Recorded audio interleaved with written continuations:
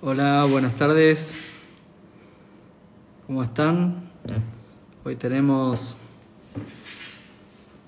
un vivo de lujo también con un invitado de honor. Vamos a hablar de, de páncreas. A ver, vamos a tener como invitado al doctor Enrique de Madaria. Ahí me está enviando solicitud.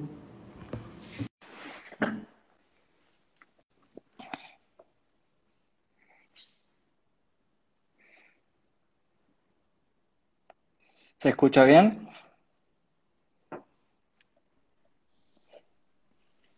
Enrique, Hola, ¿me a escuchas bien? ver. Sí, por ahora sí, ¿me ves? A Te ver, veo, eso, ahí exacto. estoy. Perfecto, ahora ¿Eh? sí. Te escucho y te veo muy bien. ¿Cómo estás? Perfecto.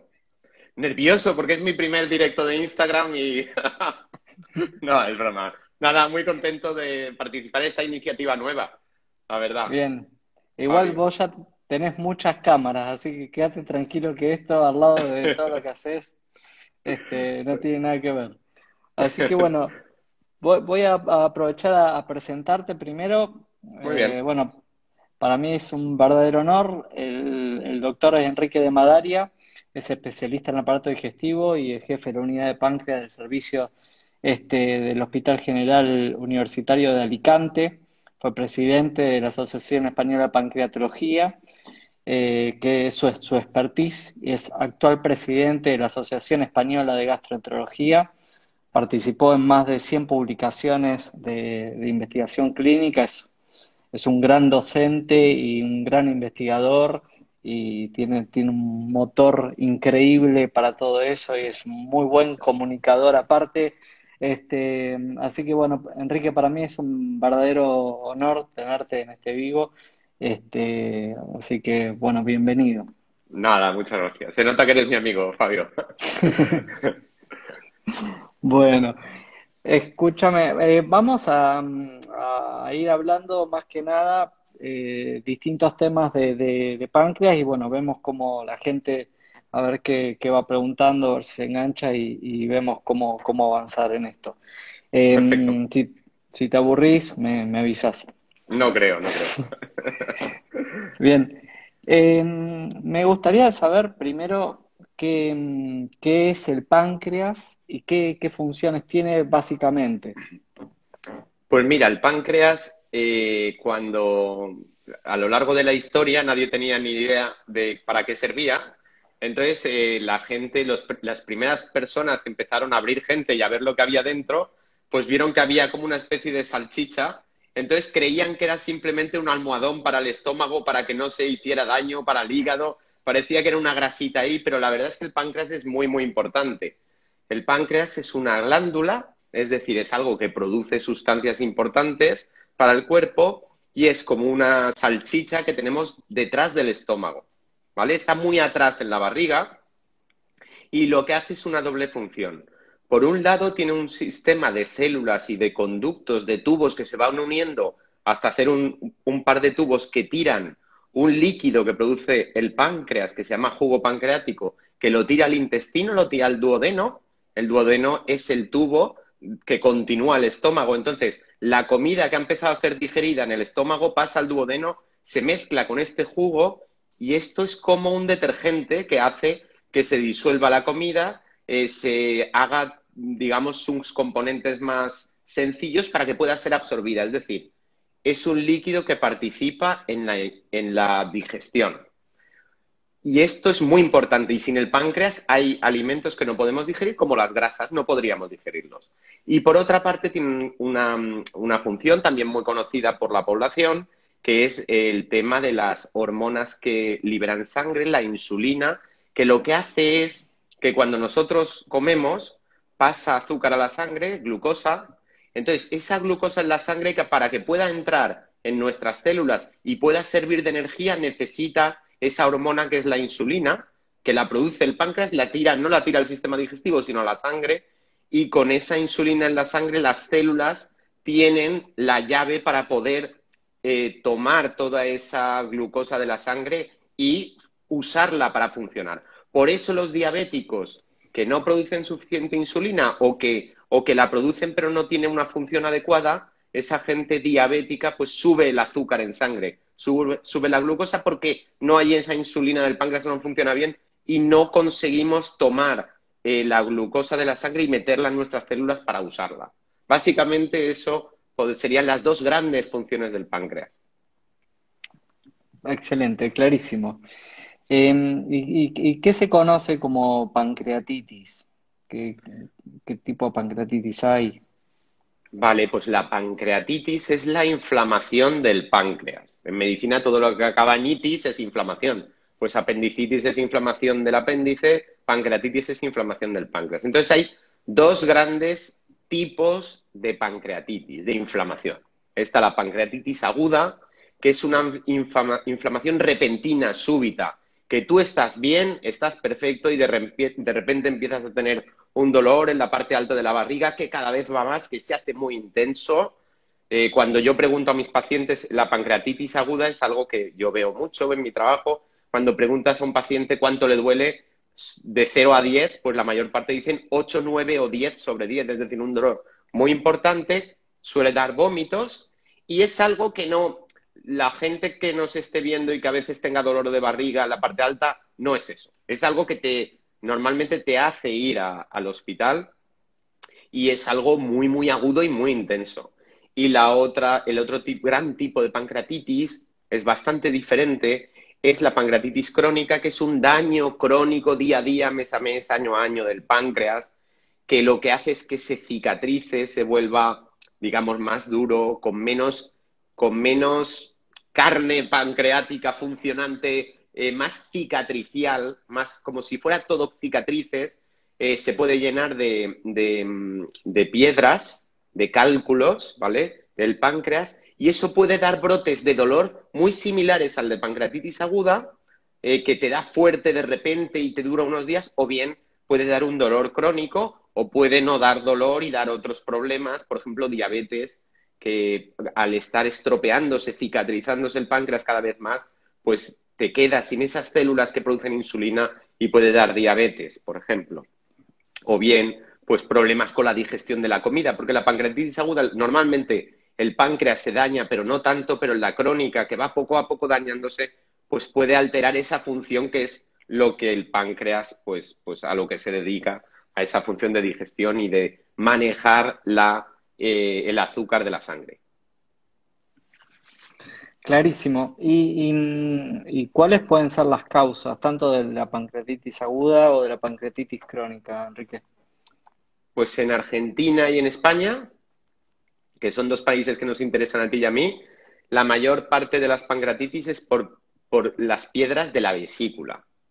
A ver, el hígado produce bilis y la bilis sirve para dos cosas para dos cosas básicamente. Una, también ayuda al jugo pancreático a digerir la comida, o sea, la bilis tiene unas sales que se llaman sales biliares que hacen que las grasas se disuelvan y el jugo del páncreas pueda acabar de digerirlas, es decir, se ayudan mutuamente a la digestión, por ejemplo, de las grasas, y luego la bilis sirve para tirar sustancias del cuerpo tóxicas que no podemos tirar por la orina, ¿vale?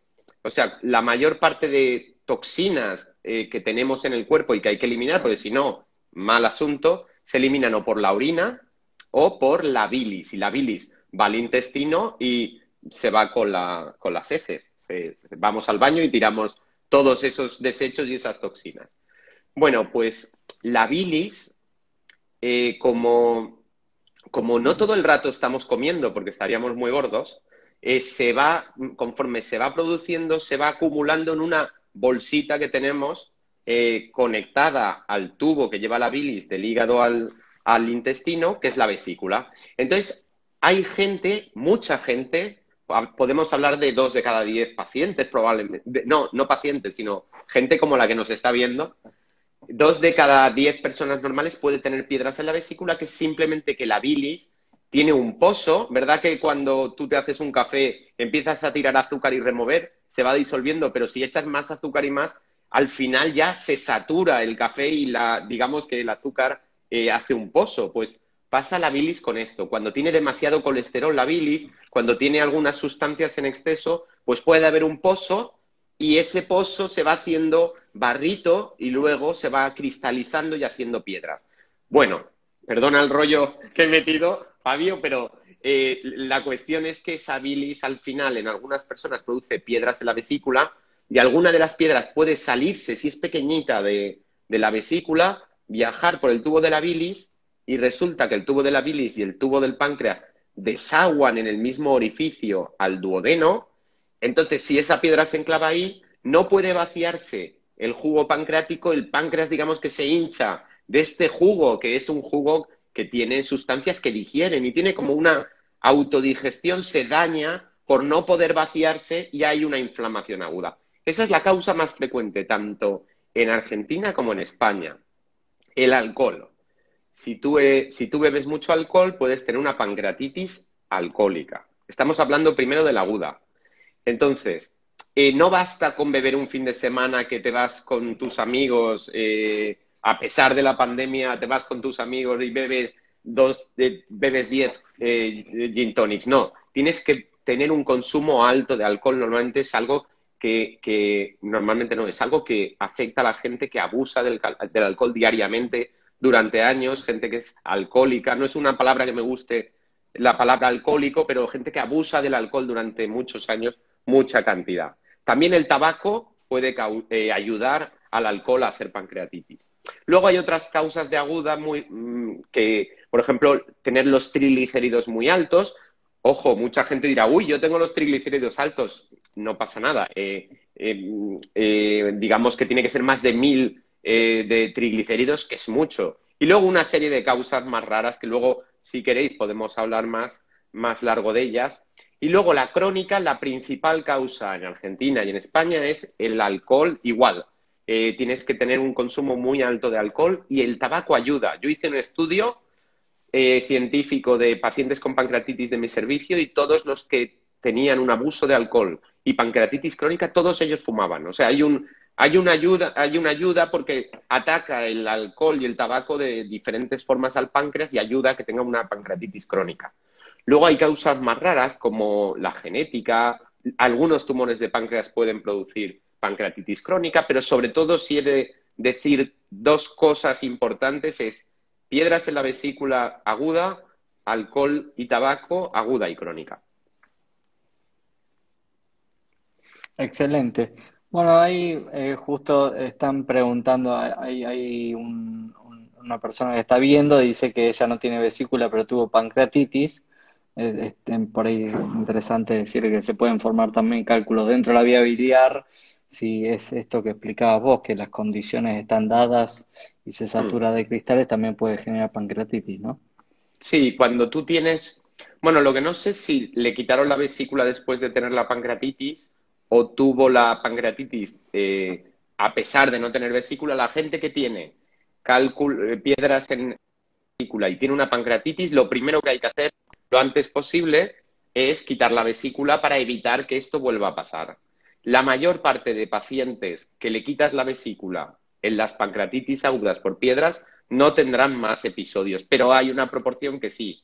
Y esto puede ser básicamente por dos cosas, como tú dices, Fabio, porque tengan alguna piedra que está ya no en la vesícula, que no la tenemos, sino en el tubo de la bilis, y puede seguir dando problemas y a lo mejor hay que hacer una prueba, una endoscopia especial para quitarla, o bien tienen otra causa. Yo he visto casos de gente que tenía luego otras causas de pancreatitis y que tenían más episodios, pero sí, cuando una persona tiene pancreatitis y tiene piedras en la vesícula, lo primero es quitarla. Bien, y digamos, prefiero acabar las preguntas que tienen que ver con pancreatitis, a ver si pasamos a otro tema, pero Perfecto. preguntan para que se vuelva crónica si tiene que haber aguda previa. Pues es una pregunta bastante buena. Pues en general, la pancreatitis aguda por piedras en la vesícula no se hace crónica, pero cualquier paciente que tenga pancreatitis, muchas pancreatitis agudas, puede hacer una crónica porque el páncreas se va cicatrizando. Entonces, por ejemplo, imaginaos un paciente que consume mucho alcohol, que fuma, tiene una pancreatitis aguda, pues si no deja el tabaco y el alcohol tiene riesgo de hacerse crónica, desde luego. Normalmente los que es por piedras no tienen mucho riesgo porque le quitas la vesícula y se cura, o le quitas las piedras con una endoscopia especial y se curan, pero todo paciente, una causa de pancreatitis crónica es la pancreatitis aguda de repetición. También hay gente que no ha tenido dolor en su vida, le hacen un TAC porque tiene un tumor o de pulmón o yo qué sé, o tiene piedras en el riñón y le hacen un TAC y de forma casual ven una pancreatitis crónica. O sea, es una enfermedad, la pancreatitis crónica, que es muy variable de un paciente a otro. Excelente. Bueno, hacen otra pregunta con respecto, que me parece se va un poco del tema, pero preguntan que si baja mucho el azúcar en sangre, a pesar de que tiene ingestas adecuadas, si esto puede estar relacionado al páncreas, ¿no? Y ya estamos Ya. hablando de la liberación de otro tipo de sustancias, ¿no? Bueno, o sea, si entiendo bien, es una persona que tiene el azúcar bajo en sangre a pesar de comer normal. Bueno, pues eso hay gente que le pasa y no se sabe por qué. Hay otra gente que tiene enfermedades que producen insulina, que se produce insulina además, pero son enfermedades infrecuentes y esto lo tiene que ver un endocrino. La pancreatitis no da esto, pero hay algunas enfermedades del páncreas que pueden hacer que se vierta más insulina a la sangre y que te baje el azúcar. Eso lo tiene que ver un endocrino y muchas veces no se sabe por qué es, pero hay otras que hay enfermedades que tienen su tratamiento y bueno, pues necesita un buen endocrino que valore esto. Bien, y hablando aparte es un tema absolutamente controversial, acá en la Argentina es sumamente controversial. El hecho de tener piedras en la vesícula, ¿quién realmente puede tener indicación de cirugía, de sacar la vesícula, si no tuvo clínica en ningún momento, si tiene piedras grandes, si tiene piedras chicas? O sea, ¿dónde está el límite para decir, pues yo tengo muchos pacientes que tienen piedras y no los opero porque tienen piedra grande? Entonces, ¿dónde está el límite? Por ahí para que los pacientes entiendan, porque muchas veces se encuentran piedras e inmediatamente desfilan al quirófano todos. Pues el quitar las piedras o no es una balanza. Por un lado de la balanza está la posibilidad de tener algún problema serio, por ejemplo, una pancreatitis aguda, pero luego hay muchos más. Está la inflamación de la vesícula, el ponerte amarillo porque se sale una piedra de la vesícula. Y en el otro lado de la balanza están las posibilidades de que la cirugía dé problemas. Porque la cirugía, pues te abren la barriga y te quitan un trozo de ti. Entonces, bueno, yo me dejaría que me hicieran eso si en la balanza digamos que por probabilidad sea mejor quitarla que no quitarla. Entonces, lo que se ha visto es en que en líneas generales, si tú tienes piedras en la vesícula y no tienes síntomas, son más las posibilidades de tener, las pocas posibilidades de tener algún problema en la cirugía, que son muy pocas, porque son cirugías súper seguras, pero hay un pequeño porcentaje mínimo de que haya problemas como sangrado, como infección, etcétera, pues es mayor si tú nunca has tenido síntomas que las posibilidades de tener alguna de estas enfermedades derivadas de las piedras. Entonces, yo, por ejemplo, no mando a operar a un paciente que tiene piedras en la vesícula y nunca ha tenido síntomas. Hay algunas salvedades a esto, algunos casos que sí que se operan. Por ejemplo, cuando en la vesícula, en las pruebas que les hacemos, vemos que tiene en la pared calcio, digamos que la pared de la vesícula se está haciendo de piedra, esto predispone al cáncer de vesícula, que en España es rarísimo. Y en mi servicio, por ejemplo, hemos visto 3 o 4 que yo sepa, en 20 años que llevo. No sé, ¿vosotros veis cáncer de vesícula? Es muy raro también, No, ¿no? no, sí, se ve más Vale, en por ejemplo, en Bolivia, por Bolivia es muy ejemplo. frecuente, en la India. O sea, sí, exacto. Pues, por ejemplo, esto no pasa mucho en España, pero algún caso raro hemos visto y lo hemos mandado a operar. Y luego hay pues cosas increíbles como, por ejemplo, si miras en el libro, astronautas que se van al espacio. Si tienen piedras, pues es posible que merezca la pena quitarlos porque como les dé algo en el espacio. Luego también marineros que se van a grandes viajes que están lejos de la costa. O sea, hay una serie de cosas raras, pero para la población general mi recomendación es que si no tienen síntomas, que que no se opere. Bien, excelente. Tengo la misma opinión. Para mí, aquellos pacientes que viajan mucho y por ahí no tienen cobertura en el resto del mundo, por ahí es complejo, ¿no? Sí, Tener una complicación así. Pero opino eso tal podría ser cual. una causa, sí, una indicación. Bueno, aparte no, es un órgano que cumple su función. La vesícula, una vez que no está, muchas veces comienza la gastritis, comienza Mm, la diarrea crónica, toda una serie de mm, problemas, ¿no? exacto. Bueno, más o menos el tema quedó cerrado. No sé si quisieras decir algo más con respecto, pero si no, podemos pasar a un tema por ahí desconocido para muchos que son los quistes pancreáticos. Vale. Pues los Que, quistes. Dime, dale. dime, Fabio.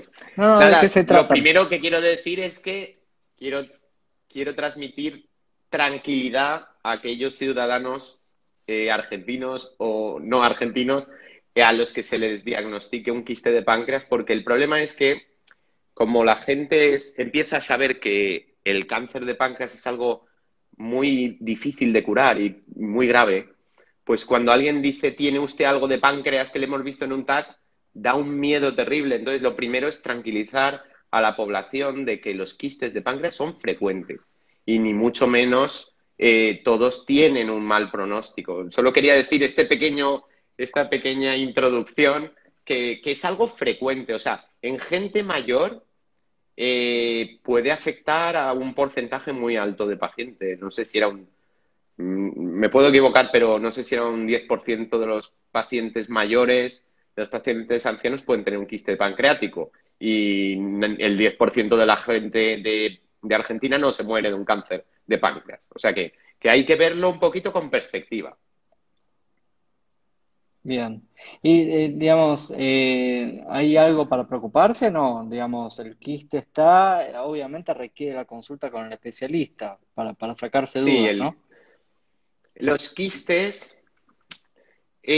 Sabes, Fabio, que a veces, o sea, la palabra tumor que nos aterra, no todos son malos, ¿no? Hay tumores buenos y tumores medio medio y tumores malos. Entonces, muchos de los quistes de páncreas son tumores buenos. ¿Qué quiere decir esto? Vamos a ver, la palabra quiste significa una bolita de líquido en un órgano, digámoslo de una forma muy sencilla. O sea, un quiste no es sólido, no tiene carne dentro, no tiene un tumor sólido dentro, es una bolita de una burbuja de líquido en un órgano. Entonces, por ejemplo, los quistes del hígado es algo que en general tiene muchísima gente, no, ni siquiera hay que seguirlos en la mayor parte de los casos. Pero los quistes de páncreas, algunos o muchos de ellos son tumores buenos, ¿vale? Que no, digamos que si los sigues no va a pasar nada, pero sí que es verdad que hay que seguirlos. Hay que hacer pruebas de vez en cuando. Entonces, una proporción muy pequeña de estos tumores buenos, que son quistes del páncreas, una pequeña proporción puede tener riesgo de hacerse malos. Entonces, ¿cómo un médico que ve problemas de páncreas, digamos, detecta que un paciente en concreto tiene más peligro de que ese tumor pueda ser malo en el futuro e incluso le recomiende por cirugía quitar ese quiste? Pues una de las cosas es el tamaño. Cuando tiene más de 3 4 centímetros, un quiste de páncreas, pues tiene más riesgo de en el futuro poder degenerarse, poder hacerse malo. No significa que sea malo en ese momento, pero preocupa más al médico cuanto más grande es. No es un factor terriblemente indicativo, pero por ejemplo, si yo veo un paciente de mi edad, eh, o sea, joven, que tiene un tumor de más de 4 centímetros, pues yo me planteo quitarlo. Otro es, y este es mucho más importante, que tenga dentro del líquido, que haya una bolita dentro de carne, digamos, de tumorcito que ya es sólido, ¿vale? Entonces tenemos una burbuja de líquido, una esfera de líquido y dentro una cosita sólida, algo así.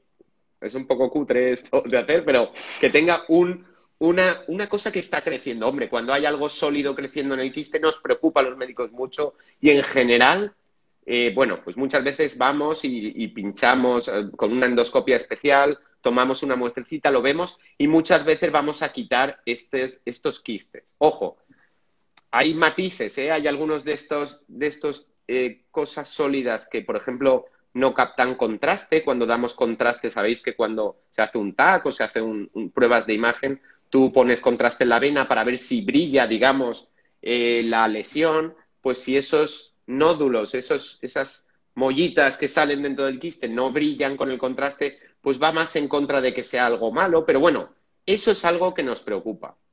Y luego a veces estos quistes pueden incluso, estos tumores buenos pueden crecer en el conducto del páncreas y hacerlo más grueso, y cuando ya tiene más de 1 centímetro de grosor el conducto del páncreas, porque sea de un tumor, porque puede haber otras causas de que se haga grueso, por ejemplo la pancreatitis crónica, pero si el médico ve que es por un tumor ese engrosamiento, pues también es como para plantear quitar esa parte del páncreas que está afectada. O sea que hay una serie de cosas que vemos en las pruebas que nos pueden decir que son quistes con más riesgo de hacerse malos o de ser malos, y en esos casos normalmente, a menos sea un paciente de 90 años muy enfermo, yo qué sé, pues que sea la cirugía claramente, que a mí me ha pasado con frecuencia, que tú no puedes operar al paciente porque sea muy mayor, pues a menos que sea esa situación, vamos y quitamos esa parte del páncreas. Excelente, clarísimo, Enrique, la verdad, clarísimo. Y podemos decir algunas palabras de lo que es el tumor de páncreas o el cáncer. Vale, el cáncer de páncreas es otra liga que todo lo que hemos hablado. El cáncer de páncreas nace. Os voy a hablar del cáncer más frecuente. El 90% de los cánceres son lo que se llama, en términos médicos, que estamos evitando todo el rato, Fabio y yo, se llama adenocarcinoma de páncreas, ¿vale? Porque hay varios tipos más raros de cáncer de páncreas que tienen un pronóstico mejor. Bueno, pues el cáncer de páncreas, el adenocarcinoma, es un tumor sólido en general, que es una bola sólida de carne, digamos, de tumor, que crece en el páncreas. Su origen es los conductos del páncreas, nace de esos conductos del páncreas, y el problema es que es muy agresivo, es una enfermedad muy agresiva porque se extiende rápidamente, es resistente a quimioterapia y radioterapia, y es difícil de curar porque vuelve con mucha frecuencia.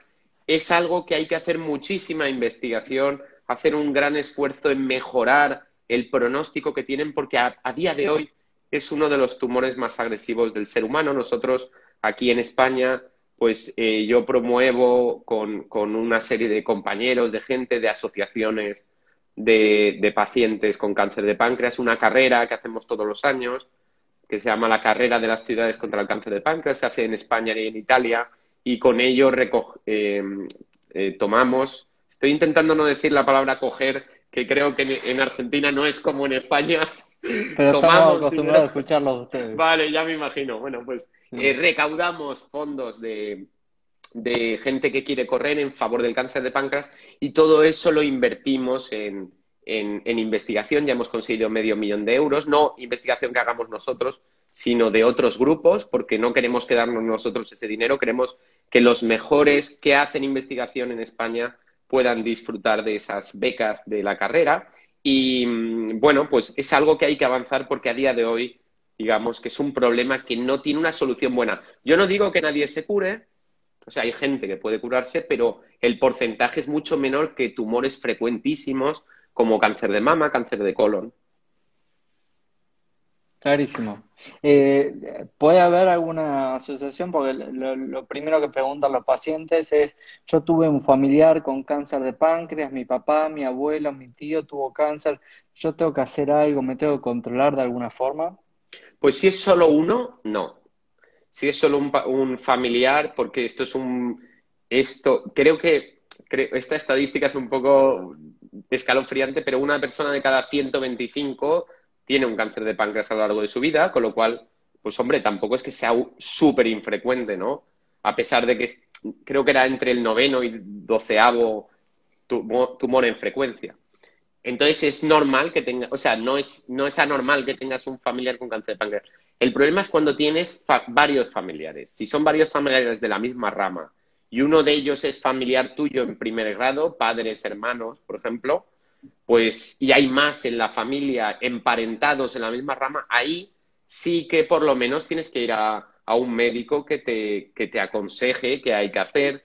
Muchas veces en estos casos, pues entras en un programa de vigilancia a partir de cierta edad. O sea, si tienes 20 años y has tenido dos familiares con 60, no es que tengas que correr a hacerte pruebas, pero sí que tienes que tener un consejo de qué pruebas hacerte y cada cuánto tiempo para, bueno, pues para disminuir las probabilidades de que esto ocurra. Y luego hay algunos síndromes genéticos que predisponen a otros cánceres. Por ejemplo, hay una cosa que es el BRCA2, que da cáncer de mama.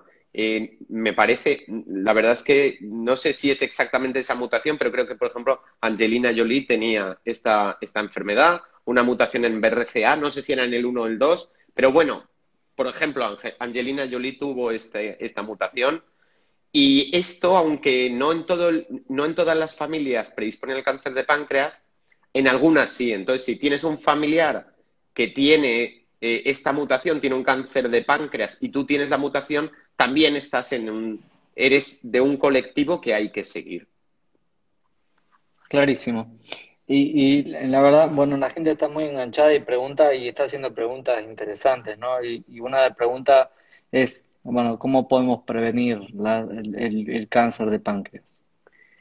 Pues el cáncer de páncreas, lo más fácil para prevenir el cáncer de páncreas es no fumar, porque fumar da cáncer de páncreas. No es como el pulmón. Mirad, si tú fumas, el cáncer de pulmón tienes 40 veces más posibilidades de tener cáncer de pulmón que si no fumas de ciertos cánceres, ¿eh? Por ejemplo, el de células pequeñas.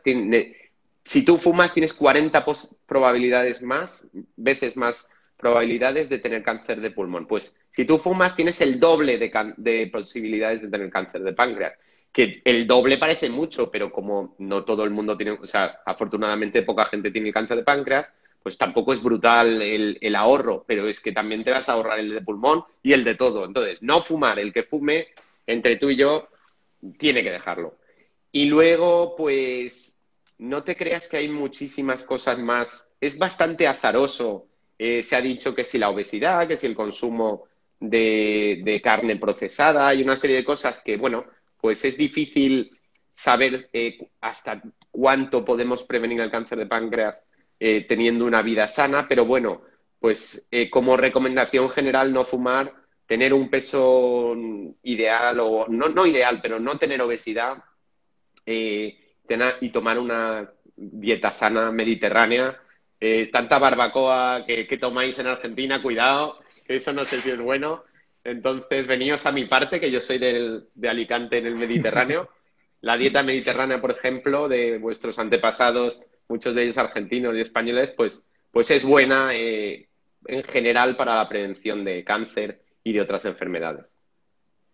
Claro, por ahí en el cáncer de colon es más claro, ¿no? Todos estos Sí, factores de sí, riesgo de carnes sí. procesadas y todo, por ser Sí, al fin y una al cabo enfermedad está más en frecuente. contacto con todo ese alimento, digamos, bueno o malo, pero el páncreas, pues no hay tantos factores en los que es un poquito azaroso. De hecho, una queja muy frecuente que hacen mis pacientes es llevo una vida normal, sana, yo no fumo, yo no bebo. O sea, a veces me lo dicen y es que es muy azaroso. Bien, bueno, ahí tenemos un médico entre las personas que están viendo y habla justamente del BRCA2, que Hmm, dice que es fundamental para el pronóstico, porque podría sí, mejorar con terapia monoclonal de Chile. sí, Bueno, conozco a Rodrigo.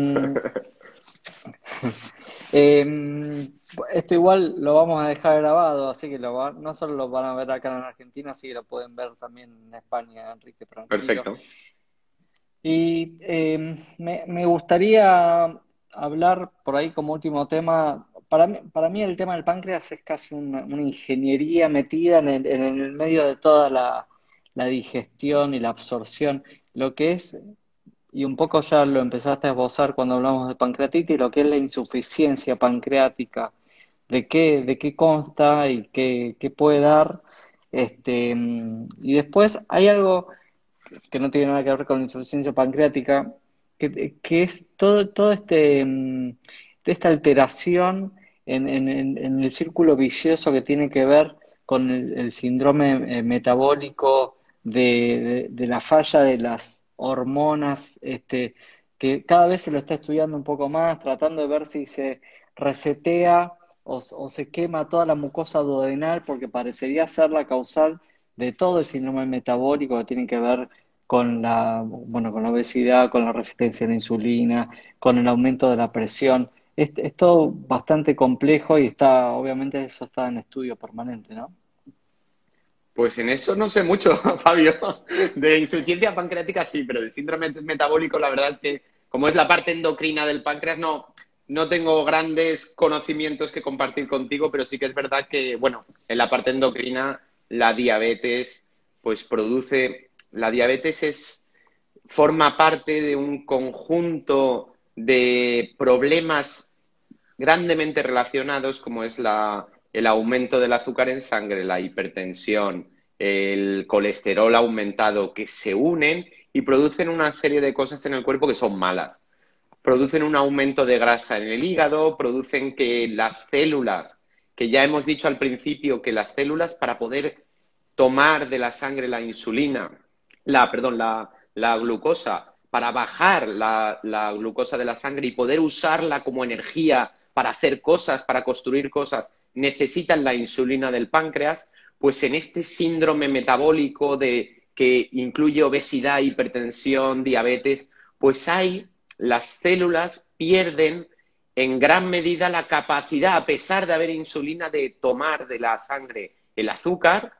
Entonces hay una serie de problemas complejos, pero que llevan a que haya un daño de nuestras arterias, se dañe del azúcar muy alto que está, de la hipertensión, del colesterol. Todo eso se alinea, son enemigos que se juntan y empiezan a acabar en las paredes de nuestras arterias. Y esto tiene consecuencias terribles porque una de las causas principales tanto en Argentina como en España pues son los problemas cardiovasculares, infartos cerebrales, de corazón, tener problemas en las piernas, que no te llega suficiente sangre, que te deje de haber riego en el intestino, o sea, una serie de problemas que te fastidian tu calidad de vida y que te dan riesgo de morir. Entonces, todo esto hay que tratar esos factores, tener un peso adecuado, una dieta adecuada, Bien. tratar la hipertensión, mirarte el colesterol de vez en cuando.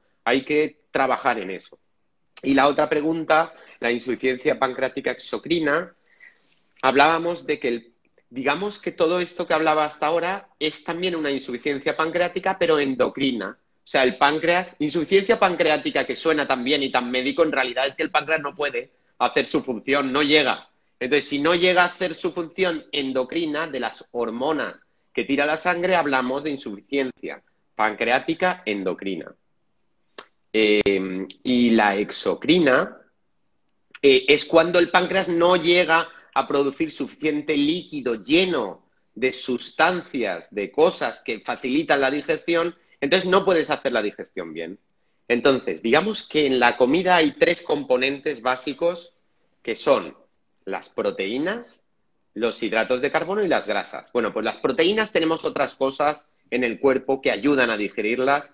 En el estómago tenemos el ácido y unas sustancias, la pepsina, una serie de cosas que digieren las proteínas. Y luego en el intestino delgado también hay otra maquinaria digestiva que ayuda.